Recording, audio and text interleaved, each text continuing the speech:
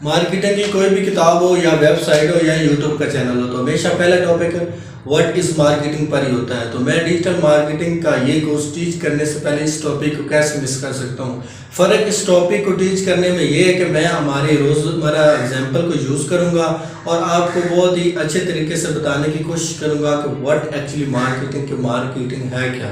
तो आए मैं आपको एक एग्जाम्पल देता हूँ और आपने इस एग्जाम्पल पर बहुत गौर से सोचना है और मुझे बताना है।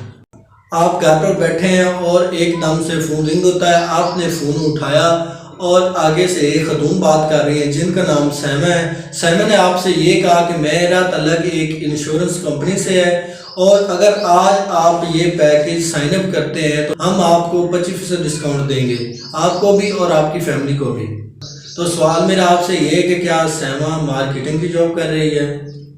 दूसरी एग्जाम्पल, आप अक्सर शॉपिंग मॉल जाते होंगे, संडे बाजार जाते होंगे, मार्केट जाते होंगे, तो वहाँ आपको डिफरेंट लोग खड़े नज़र आते हैं जो चीज़ें बेच रहे होते हैं। कोई 5 रुपए की, 10 रुपए की, 100 रुपए की, एक के साथ 2 फ्री। सवाल मेरा ये है कि आपके नज़दीक वो भी मार्केटिंग की जॉब कर रहे हैं? और अगर आपके नज़दीक इन दोनों सवालों का जवाब यस है तो बिल्कुल 100% आप ठीक पहुँचे हैं। ये दोनों मार्केटिंग की जॉब ही कर रहे हैं। सैमा डिजिटल के थ्रू टेक्नोलॉजी को यूज़ कर रही है और दूसरे साहब जो इतवार बाज़ार में से चीज़ें बेच रहे हैं वो सेलिंग का काम कर रहे हैं। लेकिन मार्केटिंग इसके अलावा और भी बहुत कुछ है।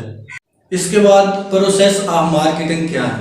Process of marketing is creating, communicating, delivering and exchanging offering.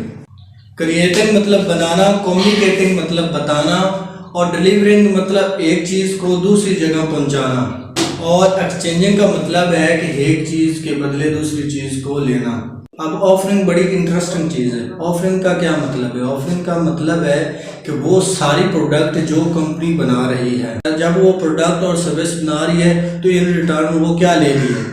वो कस्टमर से वैल्यू ले भी रही है और कस्टमर को वैल्यू दे भी रही है in the form of product. आपने ये बात ज़हन में रखनी है कि आपकी कंपनी प्रोडक्ट बनाती है, सर्विस बनाती है, जिसमें ये चारों चीज़ें जो अभी मैंने बताई हैं ये एम्बेड होती हैं, इसमें शामिल होती हैं और इन रिटर्न वैल्यू मिल रही होती है कंपनी को भी और कस्टमर को भी। तो आए इसको ब्रेक करते हैं और देखते हैं कि सबसे पहले क्रिएटिंग वैल्यू का क्या मतलब है।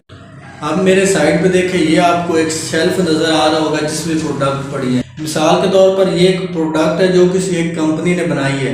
तो इस एक प्रोडक्ट को बनाने के लिए कंपनी का एक सर्टन प्रोसेस इन्वॉल्व है। तो इस प्रोसेस को हम कहते हैं क्रिएटिंग वैल्यू, कि मार्केट प्रोसेस का नाम है, कि जिसके थ्रू कंपनी को पता चलता है कि कस्टमर को चाहिए क्या और उस बात को कंपनी ज़हन में रखकर उस प्रोडक्ट को बनाती है। सेकंड स्टेप मार्केटिंग क्या है? मार्केटिंग कम्युनिकेशन वैल्यू का नाम है। आपने प्रोडक्ट को बना रही और प्रोडक्ट भी बहुत ज़बरदस्त बनाई है लेकिन कस्टमर को पता ही नहीं कि वो कैसी है। आप एक इफेक्ट मैसेज देते हैं जिससे कस्टमर को पता चलता है कि आपकी जो प्रोडक्ट है, ओ भाई बात सुनना, ये प्रोडक्ट खरीद लो। He did not buy the product for me, क्योंकि जो मैसेज जिस तरीके से मैं डिलीवर कर रहा हूँ वो इफेक्ट नहीं है। कि कम्युनिकेटिंग वैल्यू तो है, आप कस्टमर को बता तो रहे हैं लेकिन इसको अफेक्ट तरीके से सही तरह बताएं। तीसरा पॉइंट बड़ा ही इंपॉर्टेंट कि डिलीवरिंग वैल्यू से क्या मुराद है। प्रोडक्ट बन गई, आपने कस्टमर को भी बता दिया लेकिन अब इसको डिलीवर भी तो करना है, चाहे आप इसको ऑनलाइन डिलीवर करें या ऑफलाइन। इस पूरे प्रोसेस को कंपनी से लेकर कस्टमर तक पहुंचाने को मार्केटिंग कहते हैं। लास्ट स्टेप जो सबसे इम्पोर्टेंट है, जिसमें कंपनी को भी रिवार्ड मिलता है और कस्टमर को भी रिवार्ड मिलता है, इसको हम कहते हैं एक्सचेंजिंग वैल्यू। आपने एक प्रोडक्ट भी बना ली, आपने उसको कम्युनिकेट भी कर लिया, आपने उसको डिलीवर भी कर लिया, तो अब बारी आती है उस प्रोडक्ट को सेल करने की। जो प्रोडक्ट आपने बनाई वो आपने कस्टमर को दी और कस्टमर से आपने पैसे वसूल किए, आपको फाइनेंशियल रिसोर्सेज की वैल्यू मिल गई और कस्टमर को प्रोडक्ट मिल गया।